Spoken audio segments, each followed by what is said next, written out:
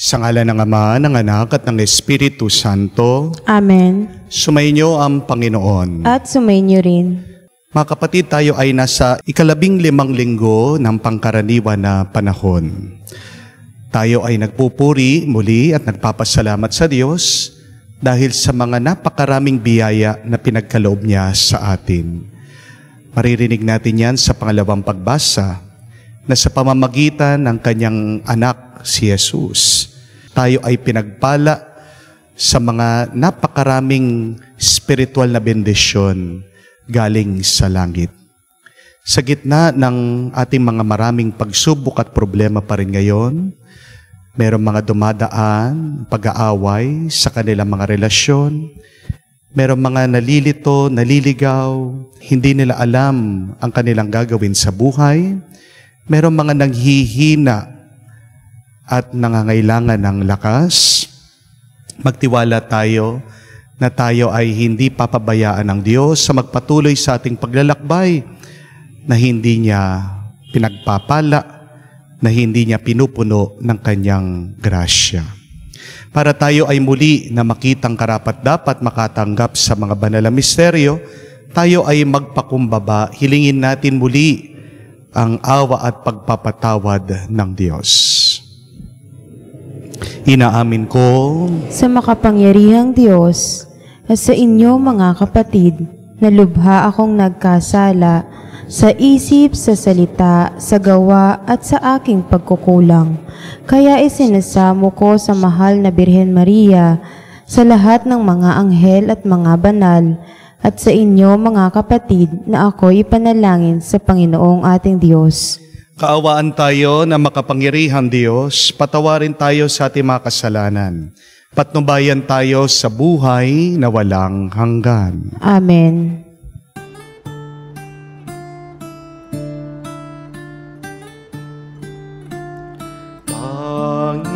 Panginoon, maawa ka.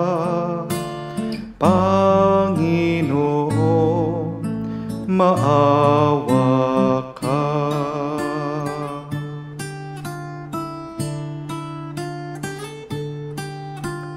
Kristo, maawa ka. Kristo, maawa ka sa amin. Panginoon, maawa ka. Panginoon, maawa ka. Gloria in excelsis Deo.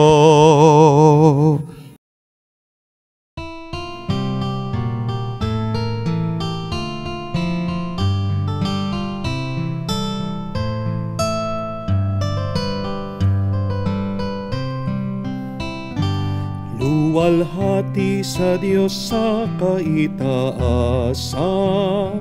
paloob sa lupa ay kapayapaan.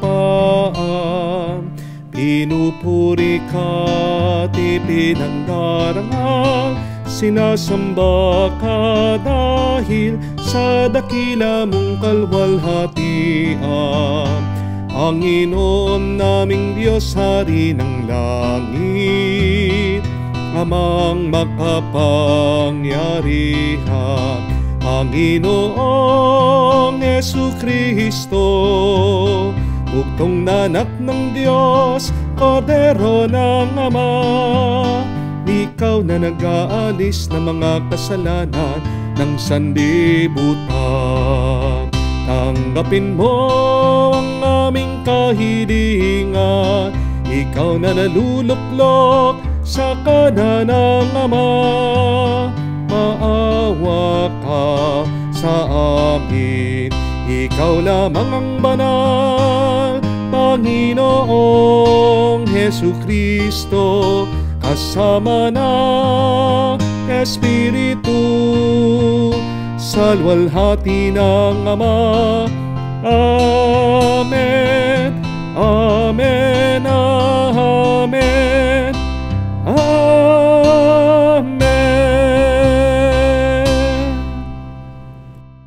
Manalangin tayo. Ama naming makapangyarihan, nililiwanagan ng iyong masaang ilaw ang mga naliligaw na iyong pinapabalik sa daan para ikaw ay matagpuan. Ang mga kabilang sa nananalig sa iyong anak ay pagkalooban mo ng pagkawaksi sa tanang salungat. Sa ngalang Kristiyano sa iyo'y tinanggap upang ito ay talagang mga pangatawanang ganap sa pamamagitan ni Jesucristo kasama ng Espiritu Santo magpa sa walang hanggan. Amen. Pagbasa mula sa aklat ni Propeta Amos. Noong mga araw na iyon, hinarap ni Amasias ang saserdote sa Betel, si Amos. Bulaan kang propeta, magbalik ka na sa Huda. Doon ka maghanap buhay sa pamamagitan ng iyong panghuhula. Huwag ka nang manghuhula rito sa Betel. Narito ang pambansang templo at dito sumasamba ang hari. Sumagot si Amos, hindi ako propeta, hindi ko ito hanap buhay. Ako'y pastol at nag-aalaga rin ng mga punong igos. Ngunit inalis ako ng Panginoon sa gawaing iyon at inutusang magsalita para sa Kanya sa mga taga-Israel. Ang salita ng Diyos. Salamat sa Diyos. Pag-ibig mo'y ipakita, iligtas kami sa dusa. Pag-ibig mo'y ipakita, iligtas kami sa dusa.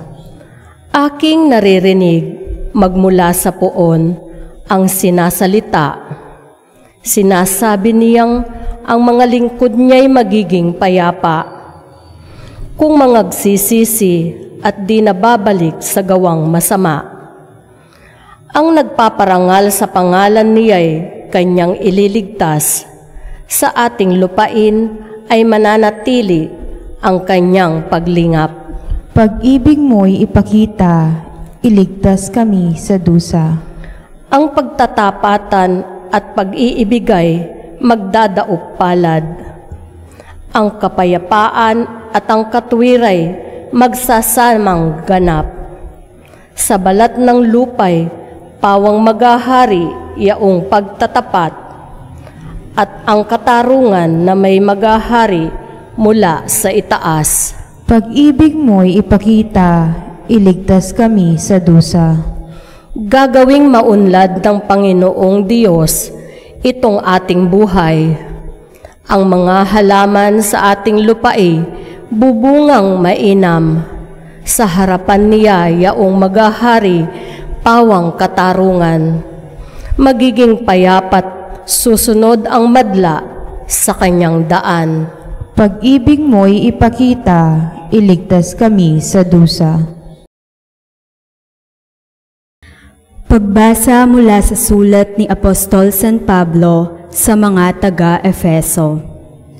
Magpasalamat tayo sa Diyos at Ama ng ating Panginoong Hesukristo. Pinagkalooban niya tayo ng lahat ng pagpapalang espiritual dahil sa ating pakikipag-isa kay Kristo. At sa atin ngang pakikipag-isang ito, hinirang na niya tayo bago pa nilikha ang sanlibutan upang maging banal at walang kapintasan sa harapan niya. Dahil sa pag-ibig ng Diyos, tayo'y kanyang itinalaga upang maging mga anak niya sa pamamagitan ni Hesukristo. Iyan ang kanyang layunin at kalooban. Purihin natin siya dahil sa kanyang kahanga-hangang pagkalinga sa atin sa pamamagitan ng kanyang minamahal na anak.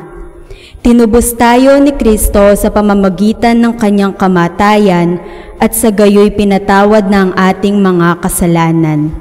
Gayon kadakila ang pag-ibig na ipinadama niya sa atin. Binigyan niya tayo ng karunungan at kabatiran upang lubos nating maunawaan ang kanyang lihim na panukala na isa sa katuparan sa pamamagitan ni Kristo pagdating ng takdang panahon. Ang panukalang ito ay pag-isahin kay Kristo ang lahat ng nasa langit at nasa lupa. At dahil kay Kristo, kami naging bayan ng Diyos na nagsagawa ng lahat ng bagay ayon sa kanyang panukala at kalooban. Nangyari ito nang kami hirangin niya noon pang una. Kaming mga unang umasa kay Kristo, sa lalong ikadadakila niya. Kayo may naging bayan ng Diyos nang kayo'y manalig sa Kanya matapos niyong marinig ang Kanyang salita ng katotohanan, ang mabuting balita na nagdudulot ng kaligtasan. Kaya't ipinagkaloob sa inyo ang Espiritu Santo, ipinangako ng Diyos bilang tatak ng pagkahirang sa inyo. Ang Espiritu ang katibayan ng mga pangako ng Diyos sa ating mga hinirang hanggang kamtan natin ang lubos na kaligtasan. Purihin natin ang Kanyang kadakilaan. Ang salita ng Diyos. Salamat sa Diyos.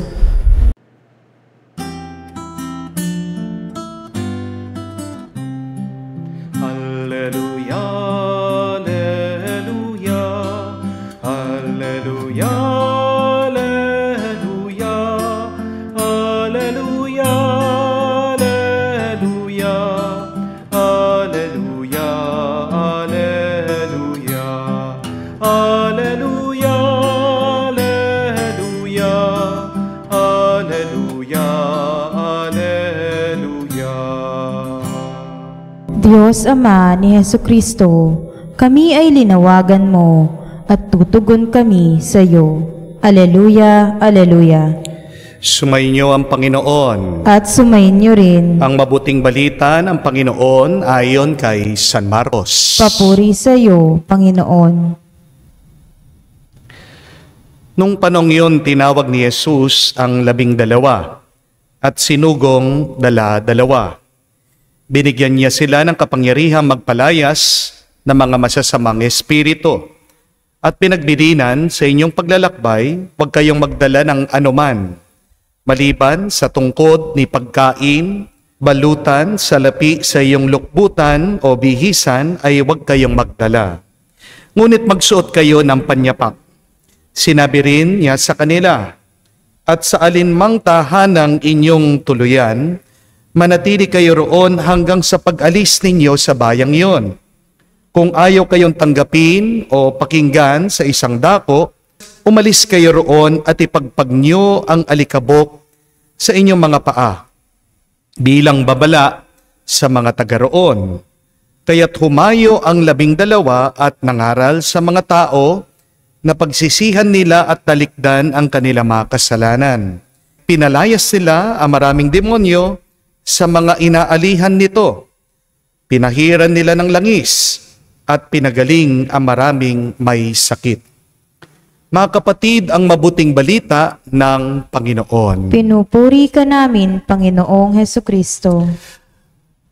Magandang araw po muli sa inyong lahat, and happy and blessed Sunday po sa inyong lahat. Sa ating po mga bagong taga-subaybay ng ating banal na misa, welcome po dito sa parokya ng Our Lady of the Holy Rosary Parish. Dito po sa Barangay Santo Rosario, bayan po ng Santo Tomas sa lalawigan ng Pampanga. Welcome po kayong bumisita dito at manalangin. At welcome din po kayo. Natawagin ako kung ako din po ay available para kayo po ay ipagdasal ko. Alam ko po napakarami sa inyo ang humihingi ng panalangin at dasal at huwag po kayong mag-alala. Kasama po kayo sa aking dasal at panalangin. Yung po mga tinatype nyo, yung inyong mga kino-comment, binabasa ko po yan. Tahimik lang po akong nananalangin at nagdadasal. Huwag po kayong mag-alala. Alam din po ng Diyos ay inyong mga pangangailangan. Manatili kayong manalig at kumapit sa Kanya at kayo ay pagpapalain at ibe-bless niya ng sobra-sobra. Amen? Magandang itanong po ngayong linggo. how to succeed in a mission. Paano ba magtagumpay sa pinapagawa ng Diyos? My dear friends, we have to understand that all of us, as long as we are alive, we have a God-given mission. Bakit buhay ka? Kasi merong pinapagawa ang Diyos sa iyo. Pagpatay ka na, ibig sabihin, tapos na ang mission mo. Pero yan ang tanong, alam mo ba ang mission mo? Do you know what God wants you to do? Kasi pag alam mo ang mission mo, magiging masaya ka, magiging magaan ang iyong buhay, at magiging payapa ka. What causes the chaos and the heaviness of life is we are unclear of what we should do in our life. Tandaan niyo po, people who know their mission are people who are happy and fulfilled. Kaya nga po, mayroong mga nagpapakamatay Kasi sila yung mga tao na hindi na nila alam para saan pa sila nabubuhay. Pag may kahulugan ang iyong buhay, gaano pa kabigat yan, kakayanin mo yan. Kaya mo pa rin magpatuloy at magiging masaya ka sa iyong paglalakbay sa buhay. All of us have a God-given mission.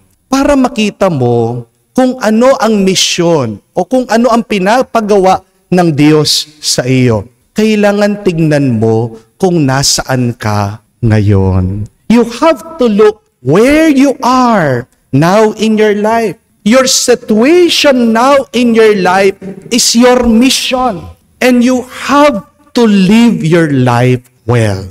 You have to work well. You have to do your best. Kung nasaan ka, yan ang mission mo sa buhay. Misyon ang pagpapalaki ng iyong mga anak. Misyon po ang mahalin mo ang iyong asawa. Kasama na diyan ang pagtitiis sa kanyang ugali. Kasama na diyan ang pagpapatawad mo sa pagkakasala niya sa iyo. Misyon po ang sustentuhan mo ang iyong pamilya. Mababasa niyo po yan sa Biblia. Kung hindi mo tinutulungan ang iyong mga kadugo, ang iyong mga kamag-anak, walang kwenta ang iyong pananampalataya. Misyon na tulungan mo ang ibang tao na mapabuti ang kanilang buhay sa pamamagitan ng iyong trabaho. Misyon po ang pagpapahinga. Misyon ang pagpapalakas ng iyong katawan. Misyon din ang pagpapalaki ng iyong mga apo. Isa ding misyon ang pananalangin at pagdarasal para sa ibang tao. Kung nasaan ka, diyan ka tinatawag ng Diyos. Di ba napakaganda nga ng kasabihan? Bloom where you are planted. Kung saan ka nilagay ng Diyos, diyan ka tumubo, diyan ka umunlad, diyan ka mamunga. But if you do not know your mission, and if you are confused, then pray and ask the Lord. Every day as we wake up, an important question that we should ask the Lord, Lord, what do you want me to do for you? Huwag ka lang basta't magtatrabaho, huwag ka lang basta't maghahanap ng pera. Kailangan pagkabukas ng iyong mata, pagkagising mo, isang mahalagang tanong yan. Panginoon, anong gusto mong ipagawa sa akin? Dahil kapag ginagawa mo ang kagustuhan ng Diyos, ikaw ay pagpapalain pa niya. Baka meron kang ginagawa, hindi naman kagustuhan ng Diyos yan, makikita mo, ikaw ay mawawala at mauubos lang ang lakas mo. Amen? Now, if you are clear with your mission, what should you do to succeed in that God-given mission? Tatlong bagay po sana ang matandaan natin para tayo ay magtagumpay sa misyong binigay at pinagkaloob ng Diyos sa atin. Number 1, you must believe that you will succeed. Believe that you will succeed. Maniwala ka na magtatagumpay ka dyan sa iyong misyon. Because remember, my dear friends, your belief will make you or break you. Alam niyo po, kamakailan lang, may napanood po ko sa YouTube. Isang video. Sabi po niya, pag napanood mo ang videong ito, ikaw ay susumpain. Marami na daw po ang nakapanood dun sa video na yon na minalas, na aksidente, nakaranas ng masama sa kanilang buhay. Ako naman po, curious ako. Ano naman kaya itong video na ito na tinatawag nilang sinumpa o curse? Pero pagkatapos kong pinanood, pinagmasdan ko po, hinintay-hintay ko, wala naman nangyaring masama sa akin. Hanggang ngayon, buhay pa naman po ako. Hindi po ba? Pero bakit kaya merong mga ibang tao na nakaranas ng masama o minalas daw pagkatapos silang pinanood yung videong yon? Hindi kasalanan ng video. Alam niyo po kung sino may kasalanan? Yung tao. Bakit kasalanan ng tao? Kasi pinaniwalaan niya yung sinasabi ng ibang tao tungkol doon sa video. Naniwala yung ibang tao doon sa sinasabi na pag pinanood mo yung video, ikaw ay mamalasin, ikaw ay masasaktan, ikaw ay makakaranas ng masama sa iyong buhay. Nagdidepende po sa ating paniwala yung tagumpay o kabiguan natin. My dear friends, if there is one good belief that we should always think of, that we should always believe on, what is it? Believe that God has blessed you immensely. Yan po yung narinig natin sa pangalawang pagbasa. Dito po sa sulat ni San Pablo sa mga tao na nakatira doon sa Efeso. Sabi po niya, God the Father has blessed you through Jesus Christ, every spiritual blessing in the heavens. Lahat ng pagpapala, tinanggap natin sa pamamagitan ng Panginoong Jesucristo. Lahat ng pagpapala galing sa langit ay binigay na sa atin. Kaya nga mga kapatid, unawain niyo ito. Hindi tayo nag-uumpisa nang wala. Tayo ay nabuhay, meron tayong agad grasya at pagpapala na tinanggap mula sa Diyos sa pamamagitan ng Panginoong Hesukristo. At tingnan niyo po sa ating ebanghelyo sa mabuting balita, narinig naman natin na binigyan ni Jesus ng kapangyarihan ng mga apostol na magpalabas ng mga masasamang espiritu, na magpagaling ng mga may sakit. Kaya kung maniniwala ka, makakatanggap ka ng kapangyarihan at ng lakas. Pero kung magdududa ka, kung hindi ka maniniwala, kahit na merong binigay na mabuti ang Diyos sa iyo, di ba? Walang kwenta yan. Walang epekto sa buhay mo yan. Alam niyo po nung minsan, nakapanood naman ako ng isang documentary tungkol po sa mga unggoy. Sabi po nila, may dalawang klase ng unggoy na halos magkamuka. Yung pong mga tinatawag nilang chimpanzee at yung mga bonobo. Halos magkamuka. Mas malaki lang po yung mga bonobo kesa dun sa mga chimpanzee. Pero ano po ang pagkakaiba nitong dalawang unggoy na ito? Nandoon po sa kanilang pag-uugali. Ano po ang ugali ng mga chimpanzee? Mas generous daw po, mas mababait, mapagbigay. Habang yun naman mga bonobo, makasarili, selfish, antisocial, sakim, madamot. Bakit po halos magkaparehas lang naman sila, pero iba yung pag-uugali? Pinag-aralan po ng mga scientists. At ang nakita po nila, nandoon po sa kanilang sitwasyon. Nandoon po sa kanilang kalikasan, sa kanilang kalagayan. Ang mga chimpanzee po pala, kung saan sila nakatira, sagana ang resources, ang pagkain. Kaya po hindi sila natatakot, hindi sila nangangamba, nakauubusan sila. Yun pala yung dahilan bakit mapagbigay sila. Kaya po masiyahin sila, kaya carefree sila. Habang yun naman po mga bonobo, nakatira daw po sila sa isang lugar na kakaunti ang resources, kakaunti ang pagkain. Kaya naman po, kahit na idala nila yung mga bonobo sa gubat na kung saan marami ng pagkain, dahil nasanay po sila doon sa kanilang environment, doon sa kanilang kalagayan, dinadala pa rin nila yung pag-uugaling yon. Naniniwala sila, kauubusan sila, kakaunti lang po ang pagkain. Sabi po nila, mas malapit daw tayo sa mga bonobo kaysa sa mga chimpanzee. Bakit ba minsan natatakot ka? Bakit ba minsan nangangamba ka? Bakit ba minsan ang damot-damot mo? Talaga bang kulang o walang grasya sa buhay mo? Maaring hindi. Maaring ang problema ay sa iyong pag-uugali. Kung ang iyong paniniwala ay wala, kahit na meron nandyan sa harapan mo, wala ka pa ring makikita. Amen? See, your belief will dictate your attitude, your behavior, and your lifestyle. Kaya magandang itanong, ano ba ang aking paniniwala ngayon? Yung aking bang paniniwala mabuti o hindi maganda? A good belief is you must trust that you are being blessed by God.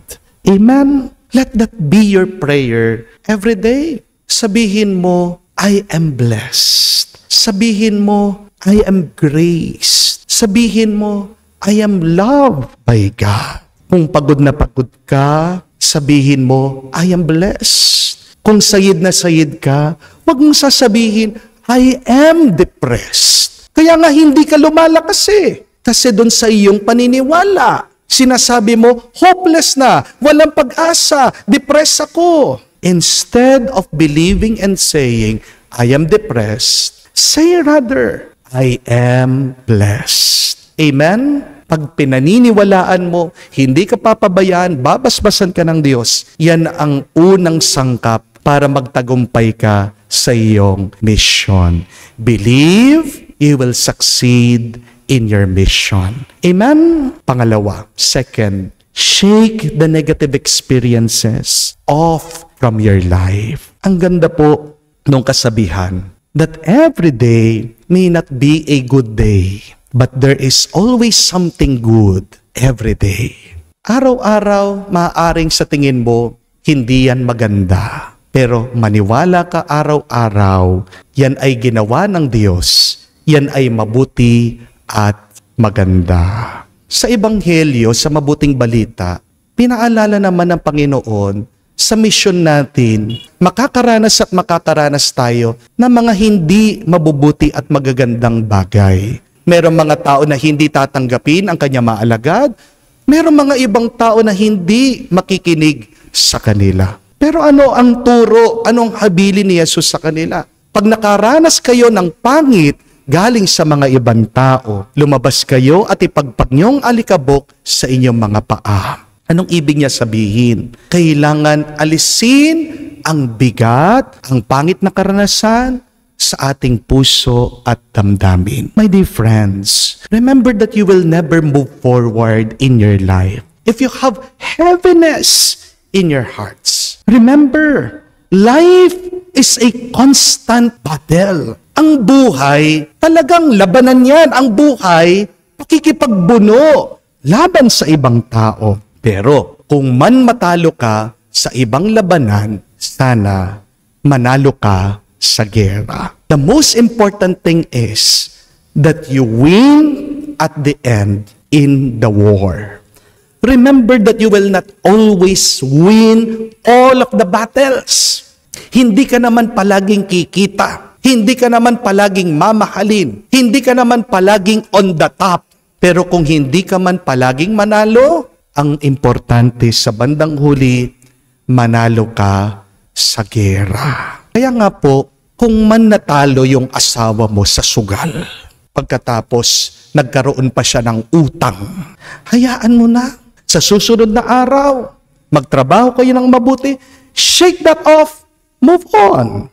Kung man nabigo ka sa bidding, sa isang project, sa isang pangarap mo, hindi ka man tinanggap, then shake it off, move on. Kung man sumasakit ang loob mo, dyan sa anak mo, iniwanan ka, hindi ka ginagalang, pati yung mga kamag-anak mo, sinisiraan ka, hindi ka nakakaramdam na pagmamahal sa kanila, I think it is high time to shake that ill feeling off and move on. Kung man may sakit ka ngayon, huwag mong hahayaan na lamunin ka niyang sakit mo. Maaaring may sakit ang iyong katawan, pero kung ang iyong kaluluwa ay mabuti pa rin, kung ang iyong espiritu ay kumakapit pa rin sa Diyos, so pagdasal mo that God will help you to shake that sickness off so that you can continue to move on with your life. Para po gumaan ang ating loob, tandaan niyo po ito, hindi sa lahat ng pagkakataon mananalo at mananalo ka. Pero ang mahalaga, bandang huli, naniniwala ka, magtatagumpay ka. Amen?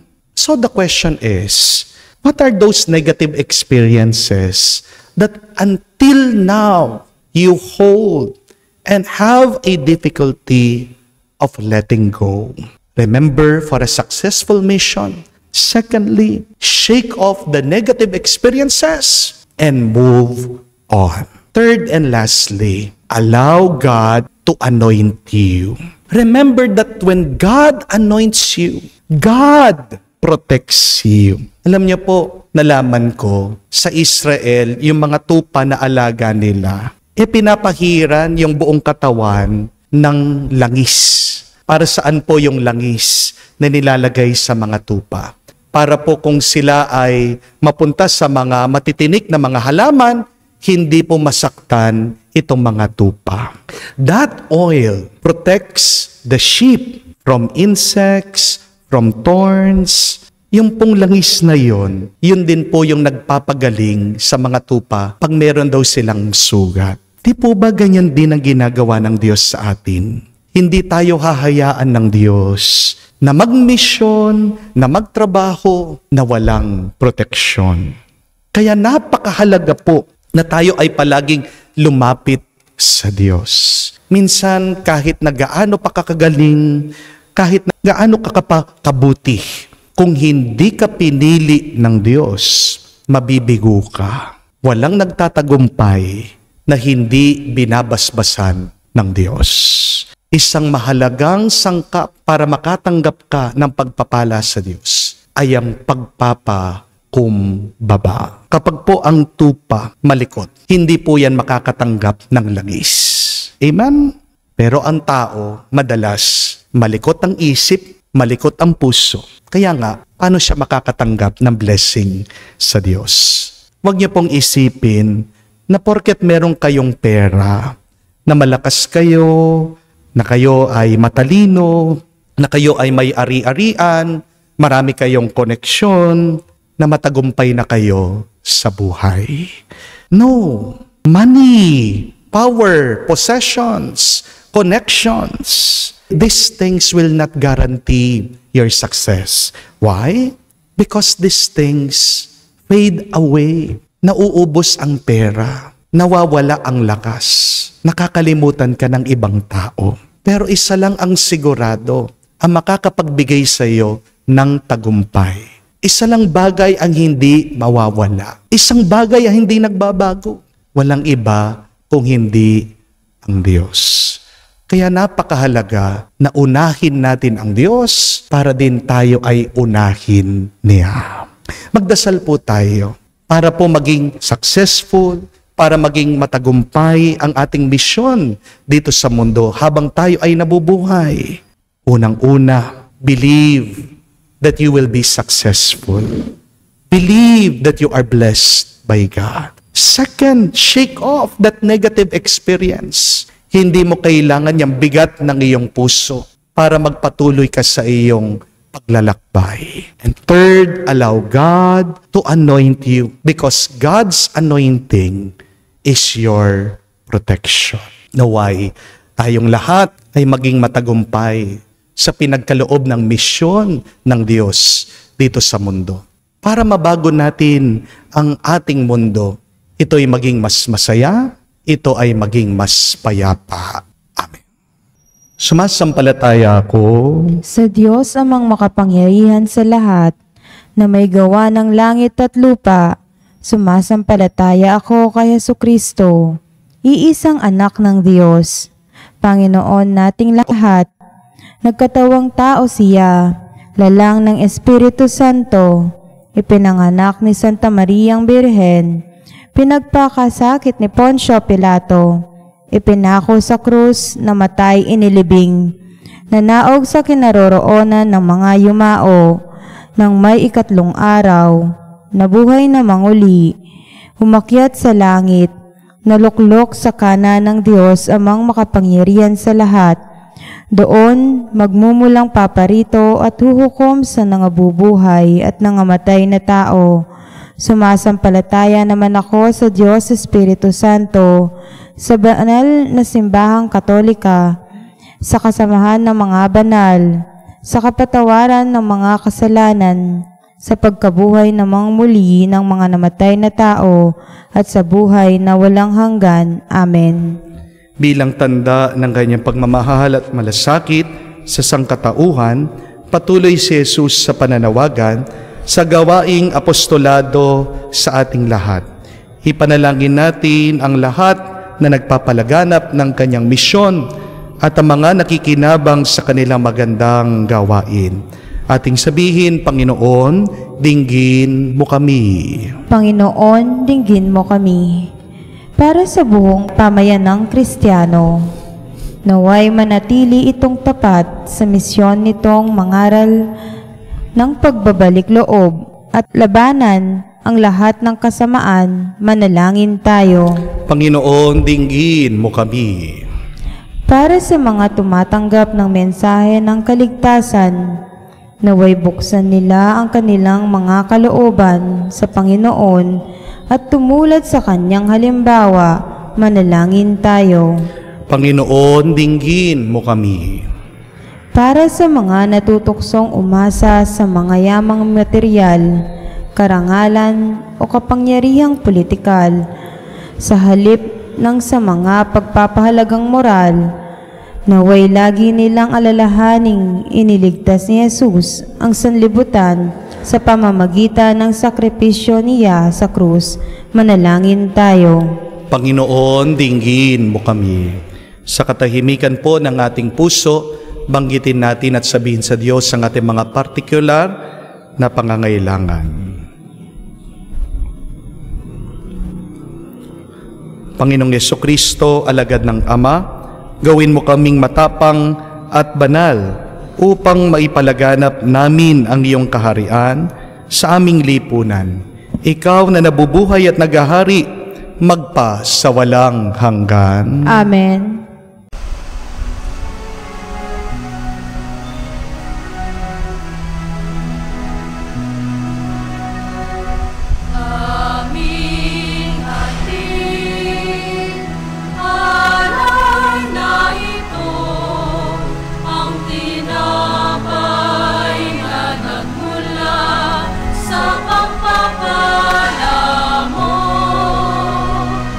At tanggapin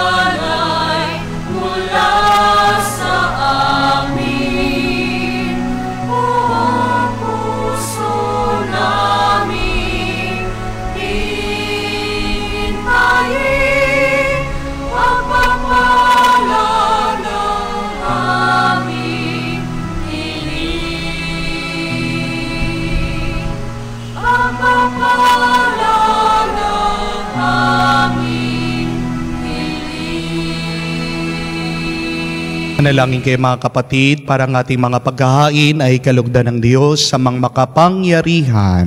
Tanggapin nawa ng Panginoon itong paghahain sa inyong mga kamay sa kapurihan niya at karangalan sa ating kapakinabangan at sa buong sambayanan niyang banal. Ama naming lumikha, tunghayan mo ang mga alay ng iyong nagsusumamong sambayanan.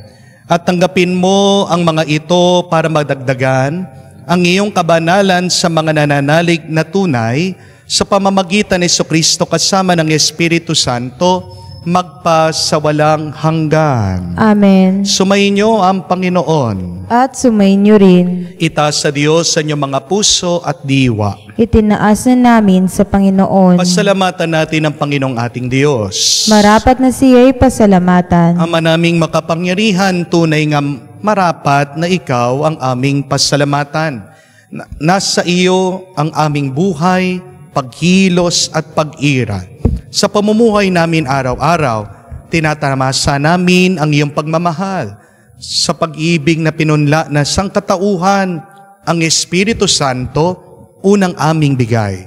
Ng anak mong naglagak sa amin, ng katiyakang nakalaang mabuhay, na mabuhay kami sa piling mo kailanman. Kaya kay Sana Manghel, na nagsisiawit ng papuri sa iyo, nang walang humpay sa kalangitan, kami nagbubunyi sa iyong kadakilaan.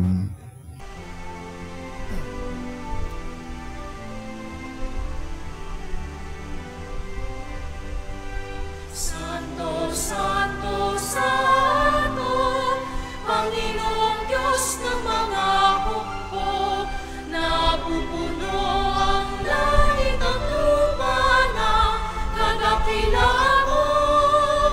Hosana, Hosana, sa kaitaasan, pinagpala ang naparirito sa ngalan ng Panginoon. Hosana, Hosana, sa kaitaasan. Hosana, Hosana, sa Kaitaasan.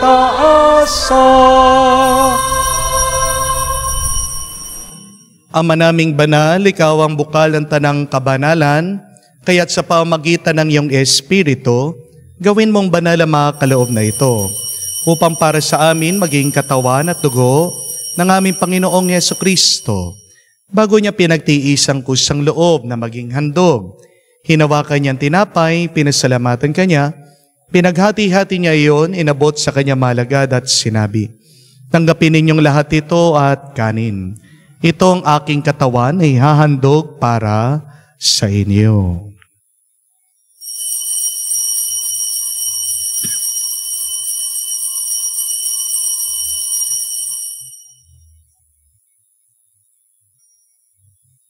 Gayon din naman ang matapos ang hapunan, hinawakan niya ang kalis.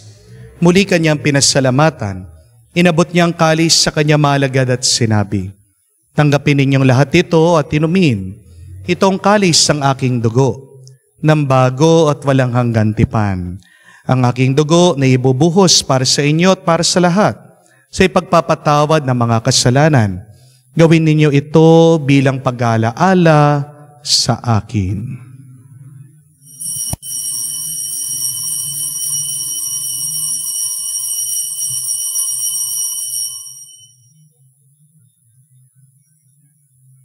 Ang misteryo ng pananampalataya. aming ipinahayag na namatay ang iyong anak, nabuhay bilang Mesiyas at magbabalik sa wakas para mahayag sa lahat. Ama, ginagawa namin ngayon ang pag-alaala sa pagkamatay, muling pagkabuhay ng iyong anak. Kaya tinialay namin sa iyong tinapay nagbibigay buhay at ang kalis na nagkakalob ng kaligtasan. Kami nagpapasalamat dahil kami iyong minarapat na tumayo sa harap mo para maglingkod sa iyo. Sinasamo namin kami magsalo-salo sa katawan at dugo ni Kristo ay mabuklod sa pagkakaisa sa pamamagitan ng Espiritu Santo. Amalingapin mong iyong simbahan, laganap sa buong daigdig. Puspusin mo kami sa pag-ibig. Kaysa ni Francesco ang aming Papa, Florentino aming Arsobispo at ng Tanang Kaparian. Alalahanin mo rin ang aming mga kapatid na nahimlay may pag-asang muling mabubuhay. Gayon din naman lahat ng mga pumanaw. Kawan mo't sila't patuloyin sa iyong kaliwanagan. Gawan mo't pagindapating kaming lahat makasalo sa iyong buhay na walang wakas. Kaisa na mahal na Birhen Maria, Ina ng Diyos, kaisa ni San Jose, ang kanyang maligayang esposo, kaisa na mga apostol, lahat ng mga banal, na namuhay dito sa daigdig na kalugod-lugod sa iyo. May pagdiwang nawa namin ang pagpupuri sa kararangal mo sa pamamagitan ng iyong anak kaming Panginoong Hesukristo. Sa pamamagitan ni Kristo, kasama niya at sa Kanya, ang lahat ng parangal at papuri ay sa iyo, Diyos Ama, makapangyarihan, kasama ng Espiritu Santo, magpasawalang hanggan. Amen, amen, amen. Sa nakakagaling na utos sa turo ni Jesus sa Panginoon natin at Diyos, ipahayag po natin ang lakas loob.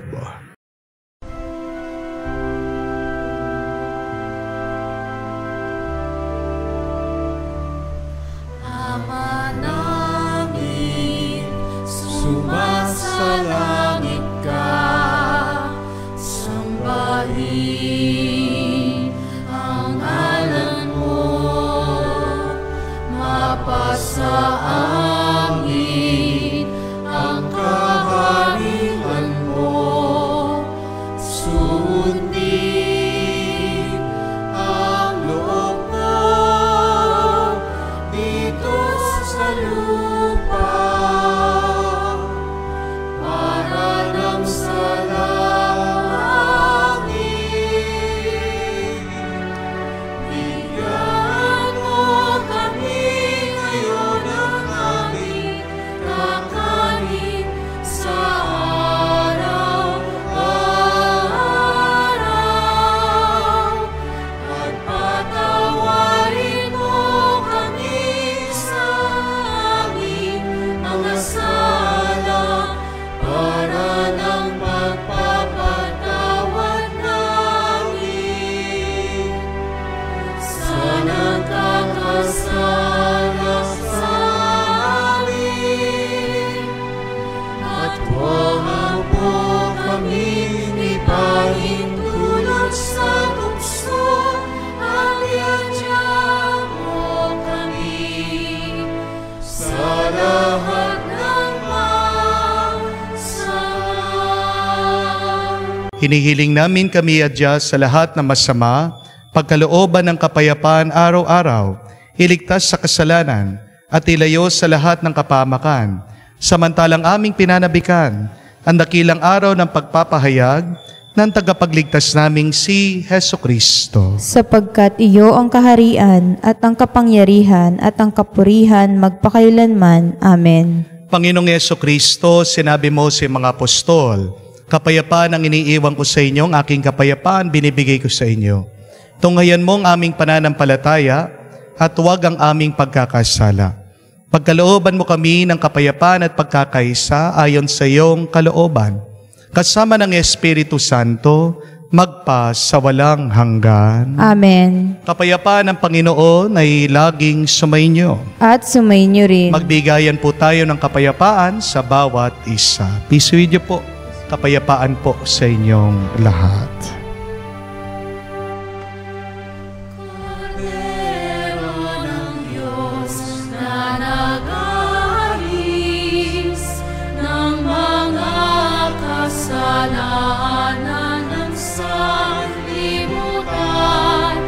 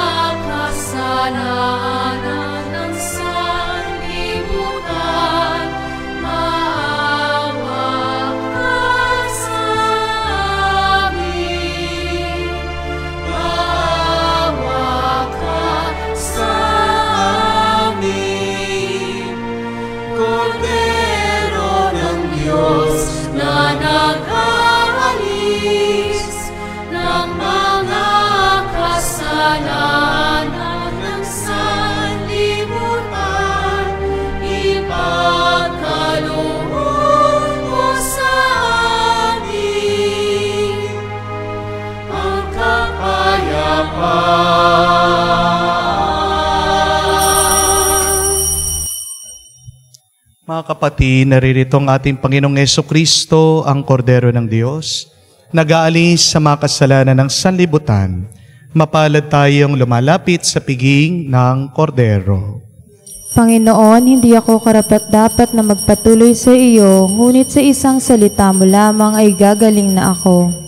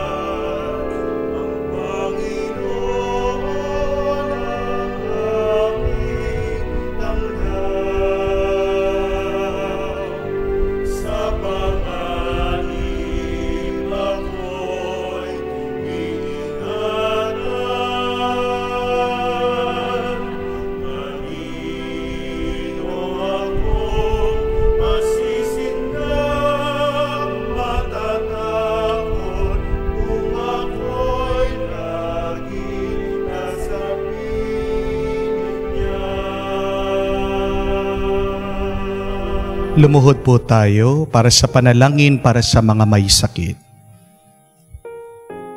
Panginoong Hesus, lumalapit po kami sa iyo ngayon upang idulog ang kagalingan ng mga may sakit. Haplusin niyo po sila at pagkalooban ng panibagong lakas upang sila ay muling makapaglingkod sa iyo. Patawarin niyo po sana sila sa kanilang mga kasalanan at pagkalooban din ng kagalingang pangkaluluwa. Sa katahimikan po ng ating puso, banggitin natin sa Diyos ang pangalan ng mga kapatid nating hinihingi natin na mabilis na kagalingan.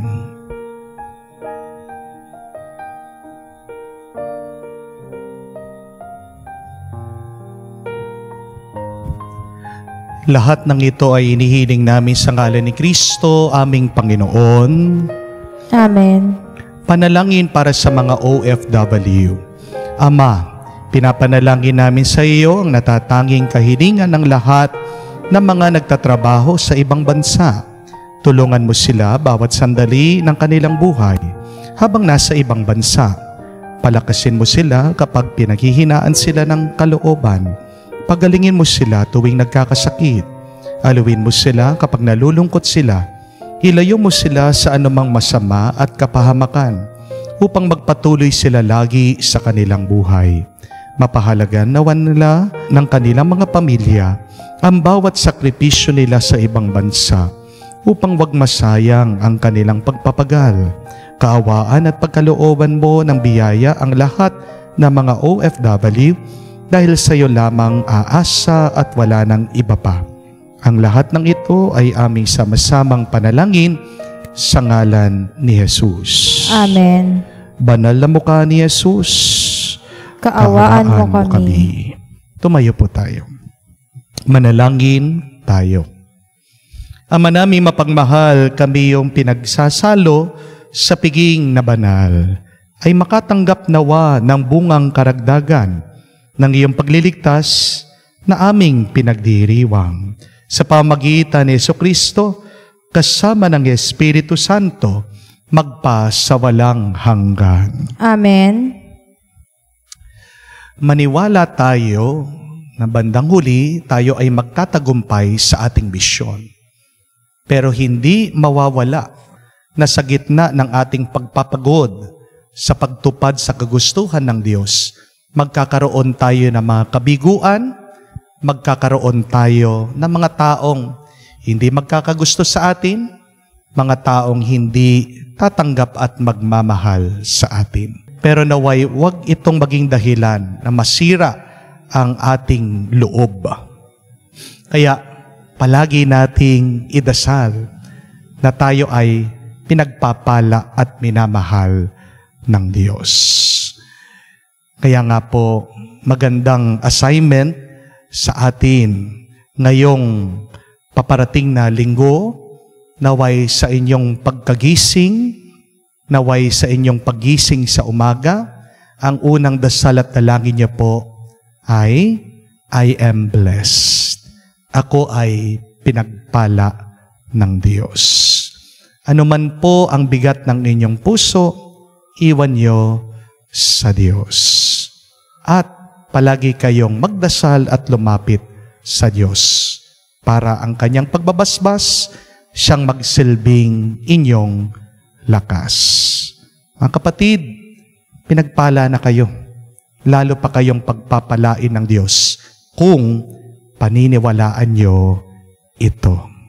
Believe that someday you will succeed in your mission. Sumayin niyo ang Panginoon. At sumayin niyo rin. Kayo ay pagpalain ng Diyos, makapangyarihan sa lahat, sa ngalan ng Ama, ng Anak, ng Espiritu Santo. Amen. Ang ating misa ay natapos na. Humayo kayo sa kapayapaan ni Kristo. Salamat sa Diyos.